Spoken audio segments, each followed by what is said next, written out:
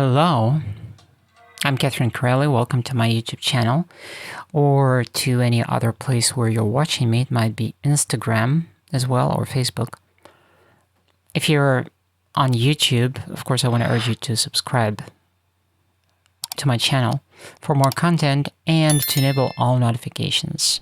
For this whole month of January, well, whatever's left of January, and the whole month of February, all the way till the end of February, I'm going to be posting videos at a higher rate, which means that I'm going to be posting a video every 2 days. And usually in my community tab, I'm posting, on days when I don't post a video, I just share one of my finished works from my store. Speaking of which, by the way, I want to reiterate something. But before we go there, don't forget to enable the bell notification. Hit that bell notification, damn it. So the thing I want to reiterate, I made a post about this recently. Some people might wonder, why am I resharing older paintings from my store, from my Etsy store? This is because, but not sharing all of them. This is because I'm currently working on creating frames. I'm handcrafting frames for my older paintings. Meanwhile, I'm sharing only the paintings that are already framed.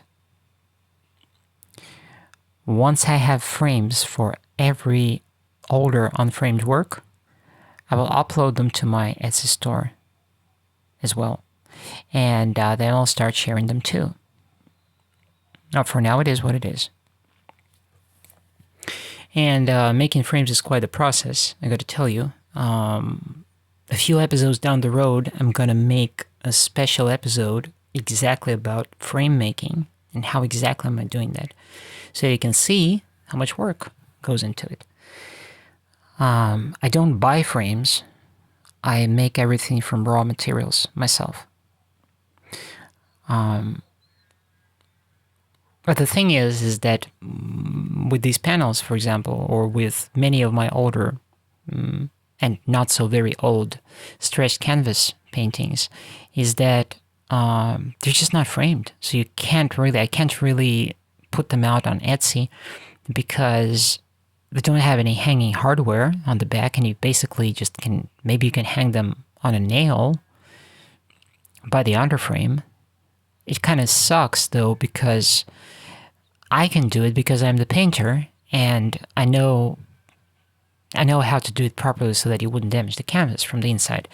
But I wouldn't recommend anybody doing this. You know, I know that it's kind of fashionable nowadays to not frame paintings at all. I kind of don't like it.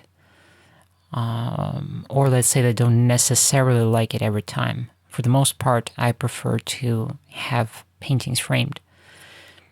With these canvas panels, for example, it's a little bit more complicated because this is just a wood panel or a masonite panel. It has canvas attached to the front of it, and on the back it has nothing at all, so you can't really hang it, again, unless there is a hook or there is a tooth hanger or a loop or something at all. You know, it has to be attached to something. So in order to put out these canvas panels, I too need to first frame them. But I can't work on making frames for these canvas panels before I make the frames for my older paintings. And I just know in myself, I do know that if I start with my more modern paintings, if I start with these canvas panels and start making frames for them, I will never get to the older paintings. I will never frame them at all. So I'm starting in chronological order.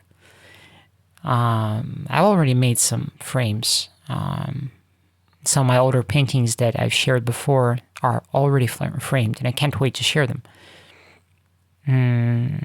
Eventually I'm going to get through all of these paintings.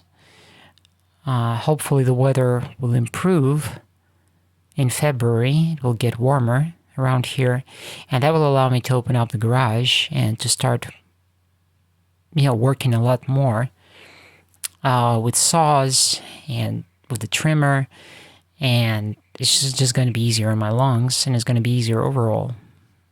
Because when you're in a closed garage, which doesn't have any ventilation, really doesn't have any windows, and it's cold, you have to keep the garage closed because it's too cold, you know.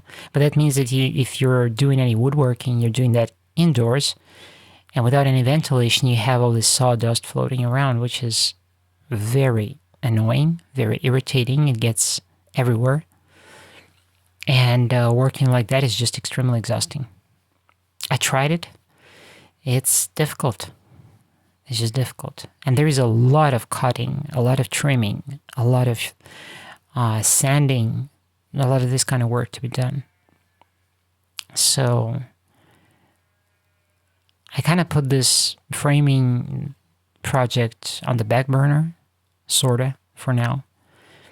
But this is not forever. I'm going to return to this pretty soon. Because I myself want to see my paintings framed. And I think I've developed a little bit of a technology, how to go about this. And it's an exciting process, I like it. I just need a few conditions to align to do it just more efficiently. I hate inefficiency, quite frankly. I hate to just do things and, you know, in an inefficient way. It just annoys me. I can't help this. I need to maximize the input, and I like it when I have a good flow, and I like it when I just come in and I do not one thing, but I do like several of the same at once. It saves a lot of time, and it streamlines a lot of things. I like it this way. So, this is Derek. The name of this painting is Derek Intrigued, as far as I remember. Derek is intrigued. Something to that effect. Derek is the black cat who sits there and gazes back at something, while his body is turned in one direction, his head is turned in the other direction, and he's gazing at something. Probably a bird. Probably a bird up in the tree or something like that. But I just find his little pretty face so damn expressive. Of course I needed to paint this. Plus, I like it how the sunlight, how it illuminates the grass. And the grass is kind of getting cooler. The hues are cooler on the grass because it's October. This is from the October series. And the vegetation in the back is washed out. A lot of those leaves are lost they got discolored, basically. Yep, and here we go with the finished painting right here.